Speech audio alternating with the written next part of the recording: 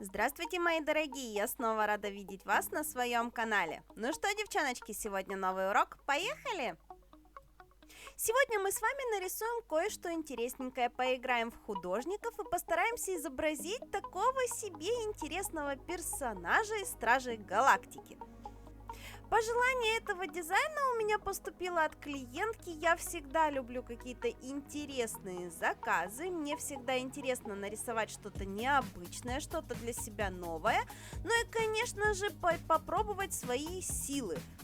Как вы знаете, я не художник, и художественного образования у меня нет совершенно. И на самом деле рисовать я не умею. То, что у меня получается, я где-то срисовываю, где-то знаю просто правила, по которым нужно рисовать, где-то знаю просто какие-то нюансы, которым нужно следовать. И именно благодаря этому получается дизайн ногтей. В общем, мы, как обычно, покрываем наши ноготочки выбранными цветами и начинаем с подмалевка. В данном случае у нас очень-очень-очень короткие ногти. Они мало того, что короткие, они еще и по площади очень маленькие.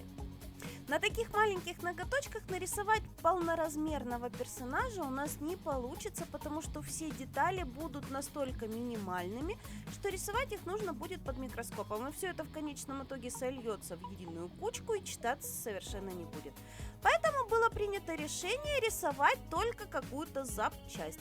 В качестве запчасти была выбрана, конечно же, голова, как основной элемент дизайна, ну и, конечно, рука кое-где там кое-что показывает. Что же показывает там рука, это останется на совести каждого зрителя. Итак, первым делом мы нарисовали подмалевок основного нашего элемента, то есть головы, и набрасываем на него основные наши черты лица. То есть нам необходимо распределить, где у нас будут глаза, где у нас будет нос, где у нас будет рот. И уже согласно этой заготовке распределять светотени. То есть у нас мало того, что нужны основные черты лица, нужно еще светотенями показать объемы, которые находятся на нашем лице. Именно это мы и делаем. Стараемся светотени накладывать полупрозрачными легкими слоями, постепенно уплотняя там, где необходимо, более светлые места, и точно так же затеняя там, где необходимо, более темные места. То есть мы используем метод лессировки. Полупрозрачными слоями, совсем практически прозрачными, но наслаивая друг на друга, добиваемся именно самых светлых и темных мест. Я понятно объяснила, потому что посмотрите, в принципе, ничего сложного. Если перед вами лежит картинка, вы с картинки срисовываете, где же эти светлые и темные места у нас находятся. Ничего совершенно сложного. Все здесь работает через растушевку финишем. Постепенно, углубляя и высветляя места, мы добиваемся того объема, который нам необходим.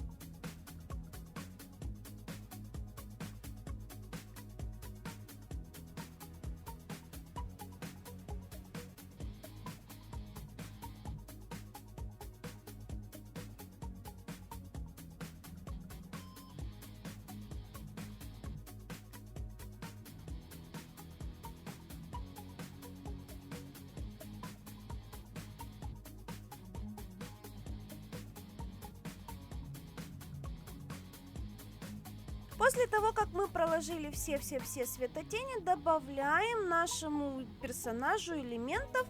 В качестве элементов я решила нарисовать несколько вот таких вот замечательных зеленых листиков. Тоже не забываем проработать их светотенями.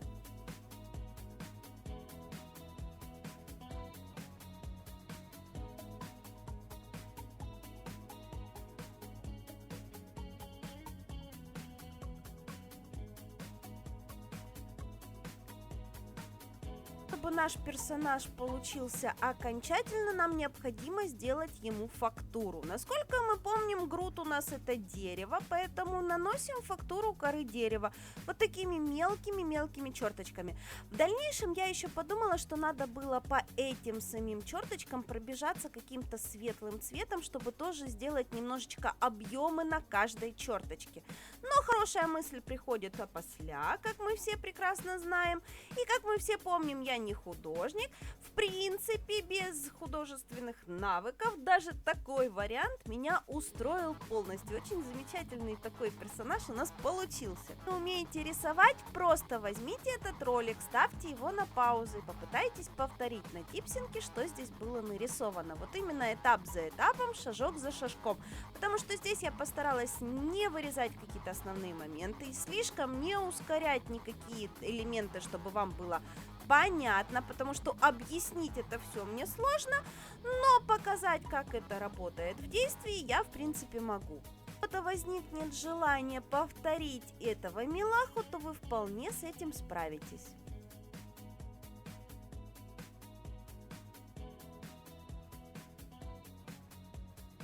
Мы решили дополнить надписями, потому что надписи нынче очень-очень модные.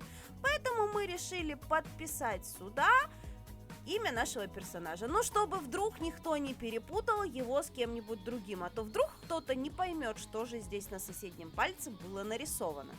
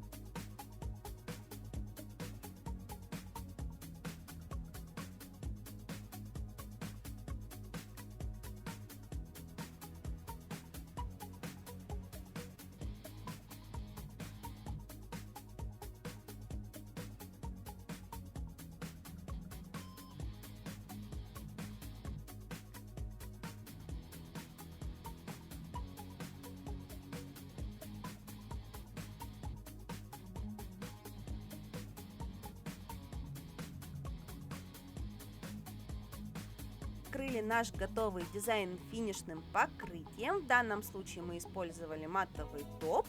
После просушки белой красочкой выделяем основные моменты. Белая краска всегда освежает наш дизайн.